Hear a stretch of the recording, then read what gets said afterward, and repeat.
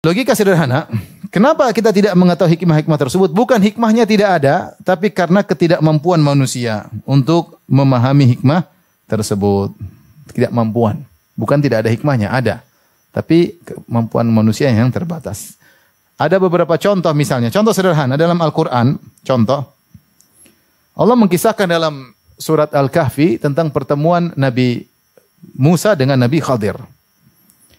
Nabi Musa minta belajar ya kepada Nabi Khadir karena Allah kabarkan ada orang lebih berilmu dari engkau wahai Musa. Kau punya ilmu, dia punya ilmu yang kau tidak punya. Maka Nabi Musa pun berjalan jauh untuk bertemu dengan Nabi Khadir. Kemudian minta izin. Hal attabi'uka ala an tu'allimani mimma 'ullimta rusyda wahai Khidir, bolehkah aku mengikutimu agar kau mengajariku dari ilmu yang Allah ajarkan kepadamu? Nabi Khidir mengatakan, boleh. Tapi ada syarat. Fa in ittaba'tani fala tas'alni an syai'in. Kalau kau ikut saya maka jangan pernah tanya tentang apa yang aku lakukan. Jangan pernah tanya-tanya. Hatta uhditha laka minhu dzikra. Sampai saya yang jelaskan nanti. Ikuti aja. Nanti terakhir baru saya jelaskan. Kata Nabi Musa, insyaallah saya sabar. Insyaallah saya sabar tidak bertanya-tanya. Berjalanlah mereka berdua fantalaqa hatta idza raqiba fis safinati kharaqaha. Ketika mereka naik di atas sebuah kapal, tiba-tiba Khadir rusakin kapal tersebut. Nabi Musa heran. Kita ini naik kapal ini gratisan. Ini orang baik sama kita. Dia kenal Khadir. Maka diberikan tumpangan naik kapal gratis. Ketika sudah turun semua penumpang kapal, malah dirusakin kapal tersebut. Nabi Musa enggak masuk logikanya. Bagaimana air susu dibalas dengan air tuba? Maka dia protes. Wahai Khadir, kenapa kau rusakkan kapal ini? Nanti orang bisa tenggelam kalau naik kapal ini. Nabi Khadir berkata, saya sudah bilang. Jangan tanya-tanya. Kata dia, saya lupa. Jangan celah saya lupa. Fantalaqa, mereka jalan lagi. Hatta idza laqiya gulaman faqatalah. Qala aqatalta nafsan zakiyatan bighayri nafsin laqad ji'ta syai'an nukra. Qala alam aqul laka innaka lan tastati'a ma'iya sabra. Mereka berdua berjalan, tiba-tiba mereka melihat anak-anak lagi main. Tiba-tiba Khadir datang kepada salah satu anak, kemudian dia bunuh anak tersebut. Maka Musa tidak kuasa melihat hal ini, kemungkaran. Aqatalta nafsan zakiyatan bighairi nafsin, wahai Khadir, bagaimana kau bunuh seorang anak yang tidak punya salah? Kecuali dia bunuh orang, kau boleh bunuh dia. Dia enggak bunuh siapa-siapa, kau bunuh dia. Laqad ji'ta syai'an nukra, sungguh kau telah melakukan perkara yang sangat mungkar. Nabi Musa semangat untuk bernahi mungkar.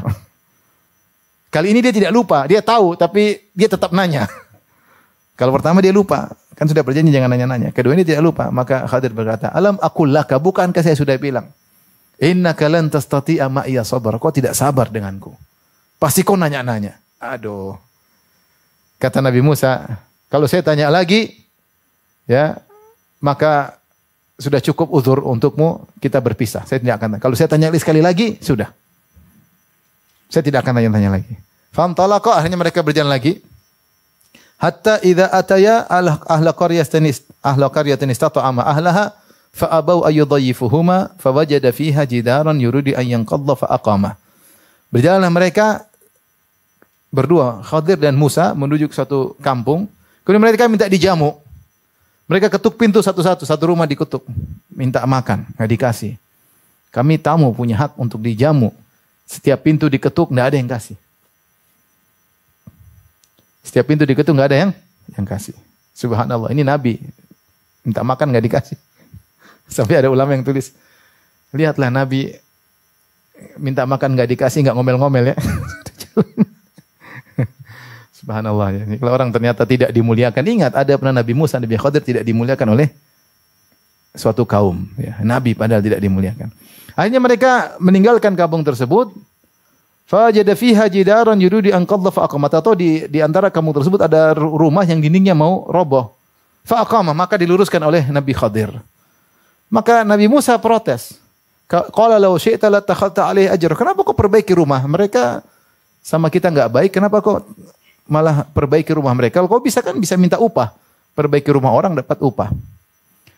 Kata Nabi Khadir, hadza firaqu baini wa bainik. Ini saatnya kita berpisah karena ternyata 3 kali kau nanya terus. Kau nanya terus. Dan Nabi Musa tidak paham apa yang terjadi. Baru setelah itu Nabi Khadir cerita, Amma safinatu fakanat limasakina ya'maluna fil bar. Kenapa kapal yang kita tumpangi gratis tersebut saya rusakkan? Itu kapal milik orang-orang miskin. Wa kana wara'ahum malikun ya'khudhu kulla safinatin ghasba. Dan ada raja di antara mereka suka ngambil kapal-kapal bagus, kapal orang miskin diambil. Maka saya rusak supaya kapalnya enggak diambil oleh raja. Oh, begitu ternyata. Nabi Musa baru paham. Adapun si anak yang saya bunuh, fakana abawahu mu'minaini fa khashina ayyurhiqahuma tughyana. Fa aradna ayyubdilahuma rabbuhuma khairan minhu zakata wa aqrabaruhuma. Ini anak kalau besar dia akan menjerumuskan kedua orang tuanya dalam kekufuran. Karena kedua orang tuanya sangat sayang kepada anak ini. Maka saya bunuh dengan perintah Allah agar Allah menggantikan bagi mereka berdua anak yang lain yang lebih sayang dan baik kepada kedua orang tuanya. Kenapa saya bunuh perintah Allah Subhanahu wa taala? Baru Nabi Musa, oh iya. Kenapa kampung ini yang menolak kita tidak dikasih jamuan? Kenapa saya bantu luruskan tiang rumahnya? Karena ternyata tiang rumah ini milik dua anak yatim. Wa ammal jidaru fakana li gulamaini yatimaini fil madinati wa kana tahtahu kanzul lahuma wa kana abuhuma salihan fa arada rabbuka ay yablugha ashuddahuma wa yastakhrija kanzahuma rahmatan min rabbik wa ma fa'altu an amri. Adapun dinding rumah tersebut, ini rumah milik anak yatim. Di bawah dinding tersebut ternyata ada harta milik anak yatim tersebut. Dan ayah dari anak yatim ini dulu orang soleh. Maka Allah menginginkan saya untuk menjaga harta anak yatim ini. Maka saya luruskan dindingnya. Seandainya dindingnya saya tidak luruskan, kemudian jatuh, maka akan terlihat hartanya akan diambil oleh penduduk di situ. Saya tidak ingin hartanya dirampas oleh penduduk yang bejat-bejat tadi. Jadi saya luruskan supaya nanti mereka setelah dewasa, mereka temukan harta mereka tersebut. Kenapa saya disuruh menjaga harta ini? Karena bapaknya dulu orang soleh. Baru Nabi Musa paham. Ini contoh sederhana. Kita tidak berbicara antara kita memahami perbuatan-perbuatan Allah. Antara orang dengan orang. Ternyata Nabi Musa yang soleh, yang cerdas, yang bertakwa tidak memahami apa yang dilakukan oleh siapa? Khadir. Makanya dia protes. Padahal sudah diwanti-wanti sebelumnya.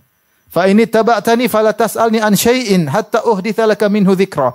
Kalau kau ikut saya, belajar sama saya, jangan tanya-tanya sampai saya kabarkan. Tapi Musa ternyata enggak, alaihissalam enggak kuat, akhirnya dia nanya. Melanggar pertama, melanggar kedua, kasih SP2, ternyata melanggar lagi yang ketiga. Ya sudah selesai. Jadi saya ingin sampaikan bahwasanya Nabi Musa alaihissalam orang soleh atau tidak? Soleh, jelas Nabi. Kalimullah, Allah pernah pilih dia untuk Allah berbicara langsung dengannya. Istimewa. Tetapi ternyata dia tidak mampu memahami apa yang dilakukan oleh Khadir. Makanya Khadir pernah berkata kepada Musa, wahai Musa, inni ala ilmin 'allamani Allah la ta'lamuhu anta, wa anta ala ilmin 'allamaka Allah la a'lamuhu ana. Wahai Musa, aku punya ilmu yang Allah ajarkan kepadaku yang kau tidak tahu.